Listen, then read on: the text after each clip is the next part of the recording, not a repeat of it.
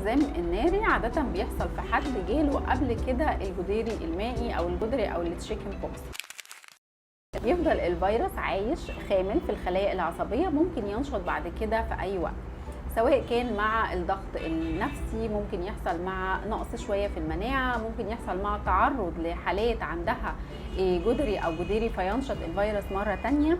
الأعراض في الأول بتبقى عبارة عن حرقان في الجلد، إحساس بشكشكة كده في الجلد، الواحد مش مرتاح وبيبقى عادة واخد بطول العصب، يعني ماشي مع الكورس بتاع العصب نفسه. بعد كده بتبتدي تظهر الأعراض على الجلد نفسه بصورة أوضح، إن تظهر حبوب حمراء صغيرة، تجمعات ممكن يبقى فيها بقليل من المية صغيرة قوي، بعد كده كمان تبتدي تكون قشرة. عادة المريض بتبقى الشكوى الأساسية هي الألم، يبقى ألم فعلا شديد قوي، حرقان، شكشكة.